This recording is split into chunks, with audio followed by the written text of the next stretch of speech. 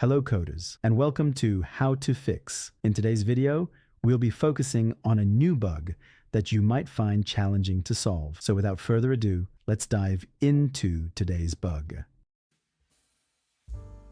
Let's start by executing code 1 to stimulate the error and watch the result.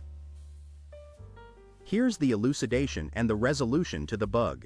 Feel free to pause the video to read through the explanation.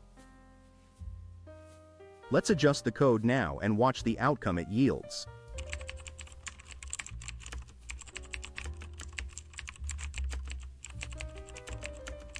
And just like that, the code is running smoothly and our output is on point. The bug has been squashed. We've reached the end of today's episode. If you found this video informative, please hit the like button and subscribe to our channel for more coding solution videos. Stay passionate, never stop learning, and enjoy your coding journey.